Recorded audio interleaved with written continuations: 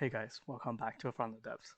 So, after two videos covering the more utility-oriented ships of my fleet, we finally get to have a good look at the big guns, and I promise you it won't disappoint. So this is the battle cruiser Kinetic Rhapsody. Um, yeah, the name doesn't beat around the bush, it basically does what it says on the tin. The armor layout and the capability of this ship is kind of inspired by the upgraded Kobald and Singularity designs found in the campaign. So the armor layout of the ship is inspired by the Singularity in terms of having weapons in the back region here, weapons in the front. So if the guns in the front or on the sides get taken out, it doesn't affect um, doesn't lose a huge amount of its overall firepower. It has 10 firing pieces for the railguns, just to barrage or volley fire and get through those laser anti-munition systems. The armor is kind of in the wedge shape with focus on the side sponson region and the front tip. So the side armor actually provides a bit of extra protection from the side toward the AI core as well, even though basically it's designed to protect the gun firing pieces from the front.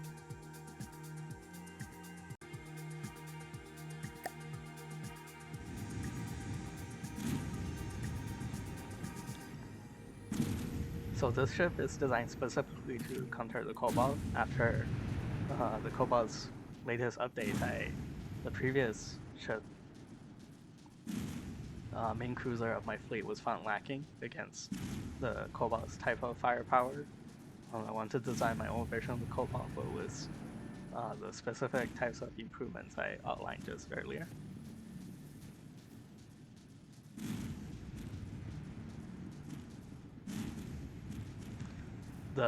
This type of barrage fire isn't really necessary to overcome the defenses on the Kobald, but one of the secondary functions of the ship is to be able to 2v1 the Singularity or a Megalodon. So we'll see that a bit later in the fight. So let's walk onto the Kobald and see how the guns are performing. So as you can see, there's a bit of the Kinetic Rhapsody, true to the name, uses an ammunition mix. The mix is 40% hollow point to destroy the.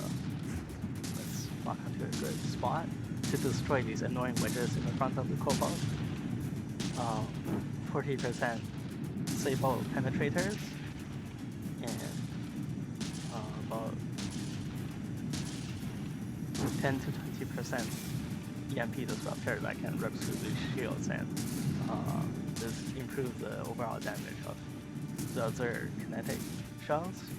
But if we get a good penetrating hit from the EMP projectile, it can actually disable some internal components quite early on as well.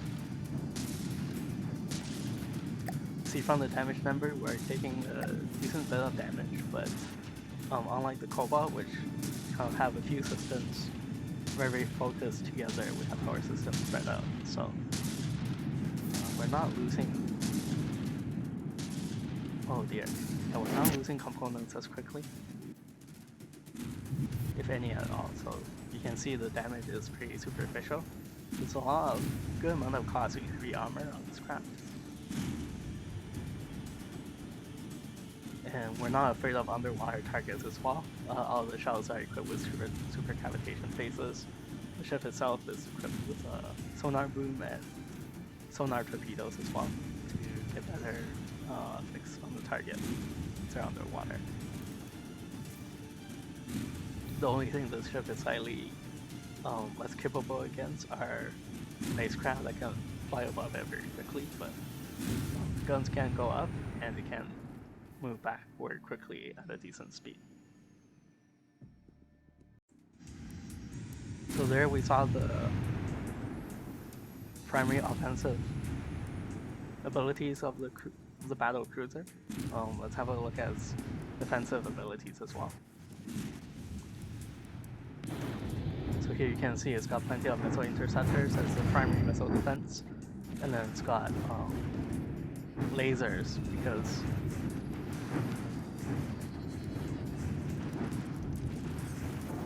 the main guns are slightly too big to turn and face any kind of small quick threat that gets closing very quickly, so it does rely on its lasers for closing protection against swarms.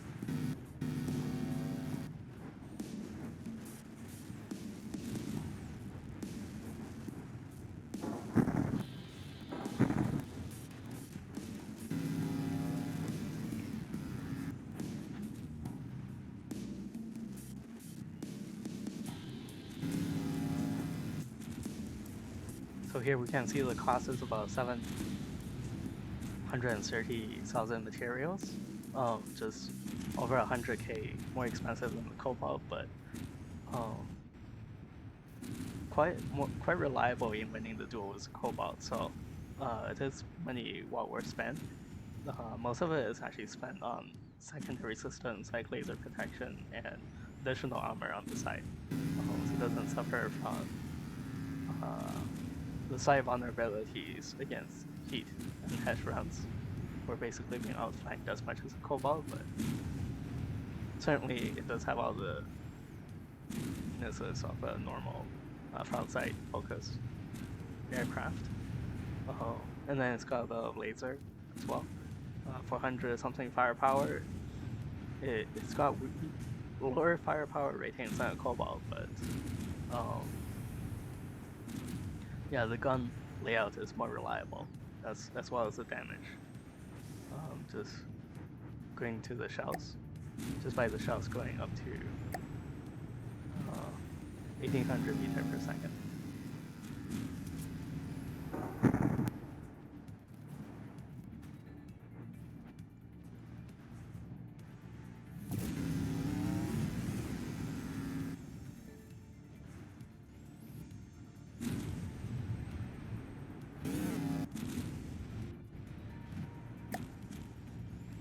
So you can see against a smaller target, it will actually get close to a short engagement range just to bring its main guns to bear on the target.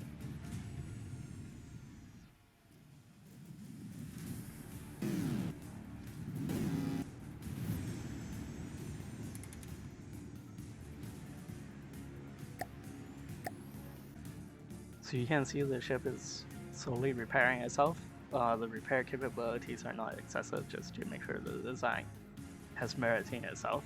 There's basically 7 repair bots that can be removed altogether to make the fight a bit more balanced against the campaign designs which do not have repair. You can see there's a lot of ammunition types, there's a lot of ACBs as well, just to make sure all of the complicated function maintain a lot of different complex behaviors of the ship. For example, powering shields on and off, and turning off the steam turbines when there's no enemy, and just relying on secondary power generation outside of combat. As you expect for a railgun craft, the energy consumption is quite high.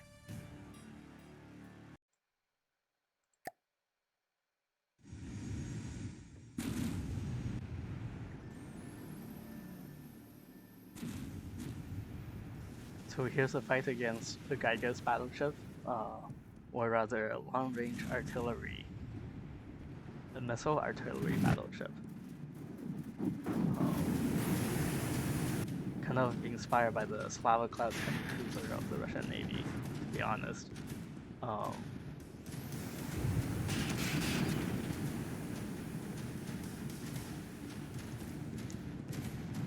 So here you can see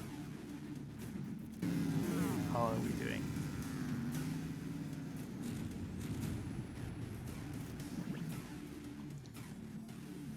A few special defenses I put onto the ship just against heavy vessel spam, as we're seeing here.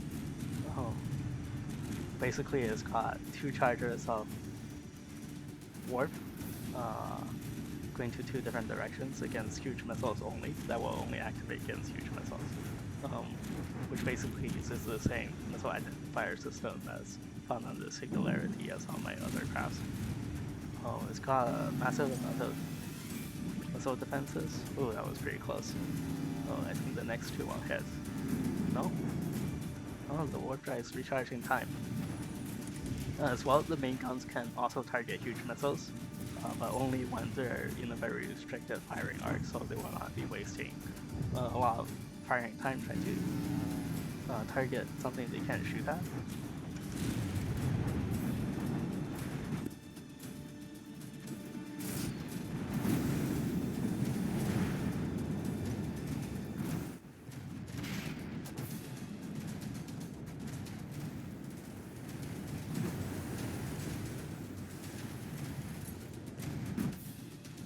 Okay, let's follow this muscle and hopefully my design don't embarrass myself.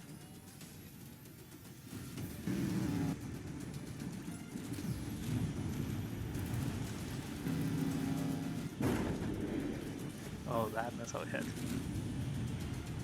Looks like the damage is minimal though, so maybe a lot of the missile HP has been stripped off by last minute by the guns.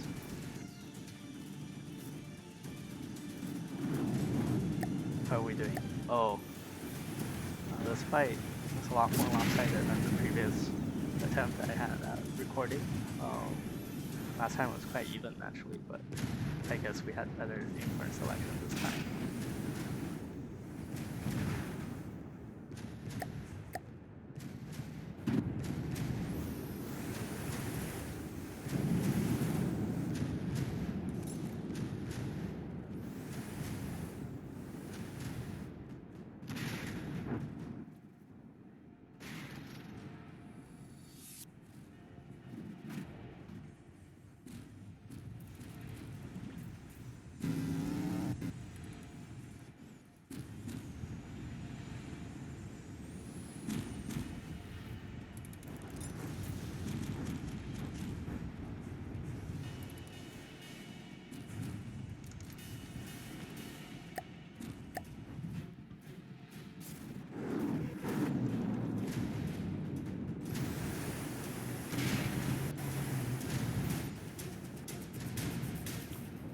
This Gyges battleship has stopped moving as quickly as it normally should. I think a lot of its forward jets have been knocked out.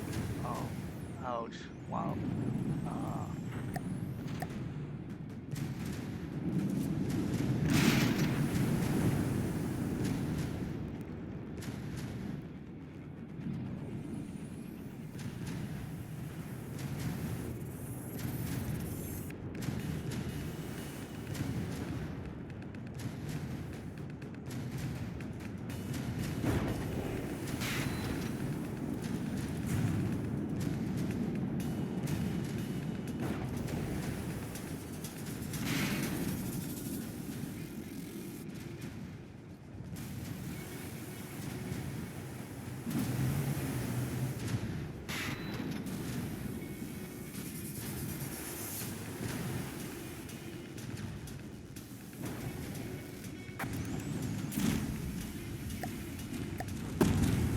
Well, they're taking out business. I think we can have a little tour of the interior.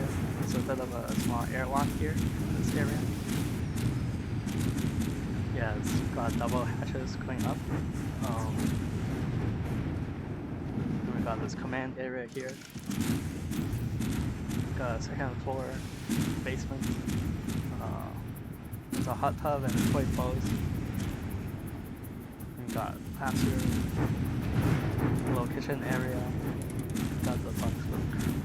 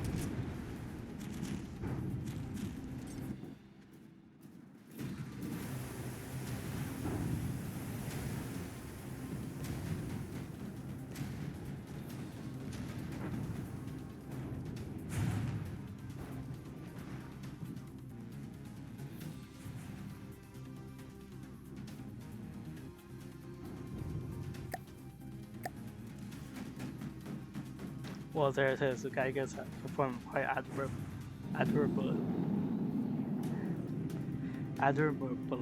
for what she's up against, but as you can see, by putting all your hopes on huge missiles, you're vulnerable to certain specific types of countermeasures.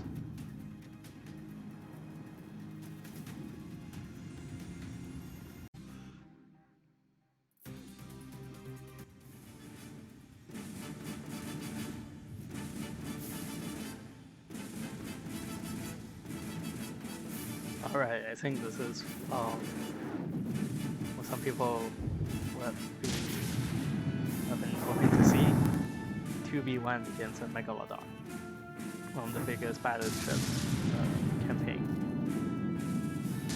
Two of these battle cruisers, the Kinetic Rhapsody battle cruisers, are still slightly less expensive than a single Megalodon, but we've got 10 guns versus Megalodon's 12, and they're pretty similar in terms of capability.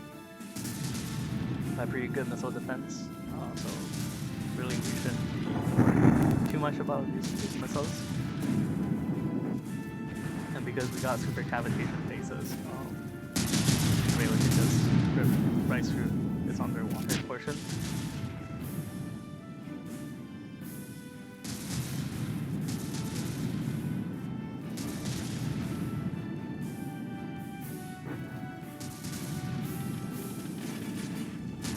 Here I can already see AI components falling out.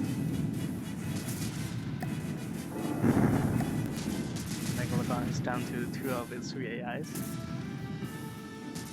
But all guns are still operational. Or 11 out of the 12 guns, if I still remember my counting correctly.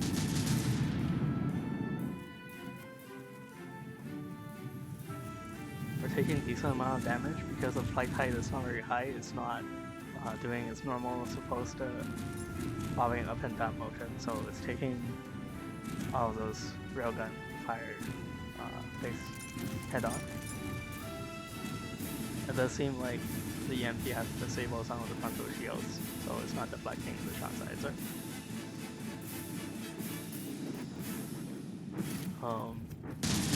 Yeah, we're almost through the core of Megalodon.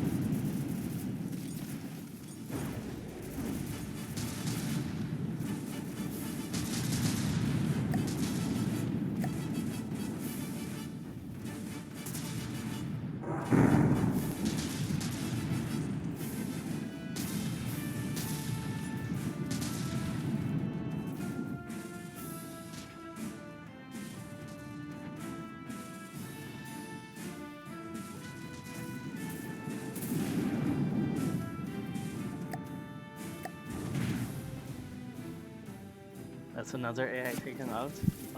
Now it's, yeah, I think that's the AI controlling the main weapon, so Megalodon has lost the ability to fight back.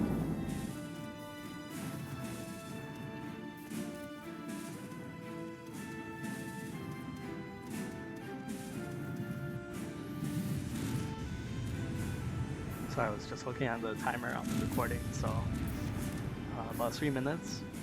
Sometimes it does go on a bit longer, but we have defeated a Megalodon.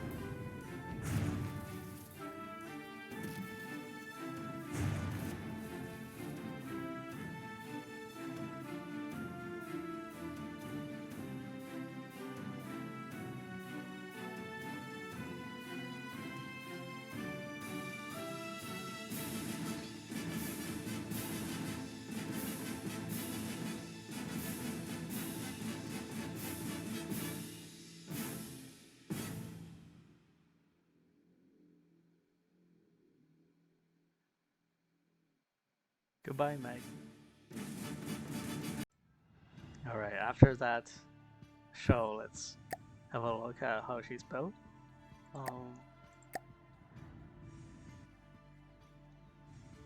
Yes, you can see there's about 20 meters of heavy armor in the front. There's a lot of spacing and gaps as well, just to counter heat and hedge and those kind of obvious threats.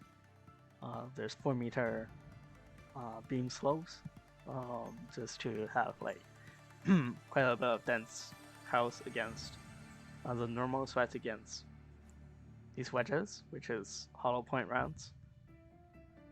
So I don't want to be too lax against heavy hollow point rounds or heavy hollow point rounds or particle cannons. So there's plenty of just normal beams, and then there's only one layer of 4-meter wedges. A bit of pulse as well. Yeah, and then here we get into the gun section. All these guns are the same. Just copy to the back as well. 6 at the back, 3 on each side, and 4 in the front. And then in front of the guns as well, there's quite a bit of beefy heavy armor sections, layers, basically.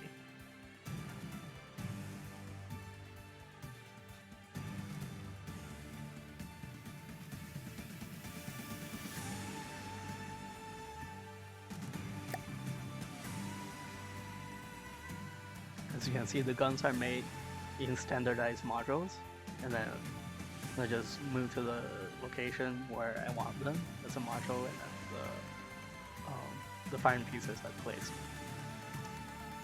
There's a bit of extra room here, just for extra turning thrusters in case the ship needs to turn faster, but seems like right now it's okay. These are actually missile detectors. Also, why does it say torpedo? That should be missile, so that's a mistake.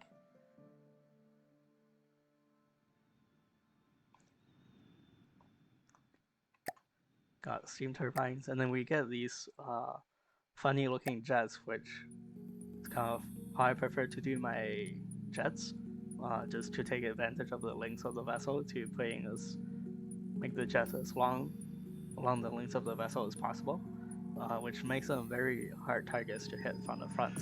So if there's a particle cannon that pierces deep into the craft somehow by like going through 20 meters of heavy armor, you only take out a few of the jets. Conversely, this kind of layout is quite vulnerable from the top, so that's kind of one weakness of doing it this way.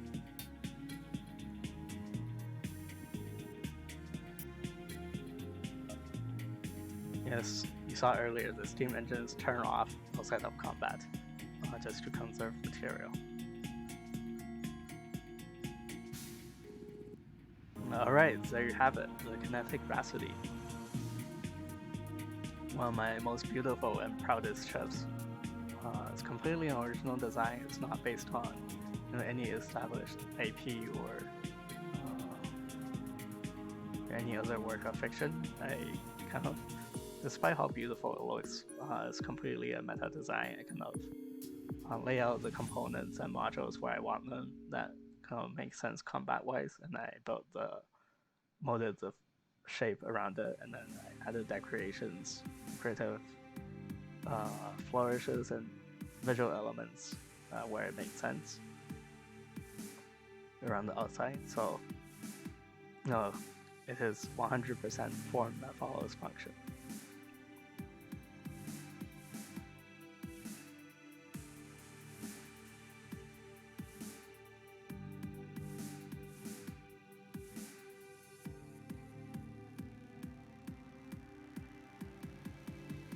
Yeah, so there you have it, the Battle Cruiser Kinetic Rhapsody.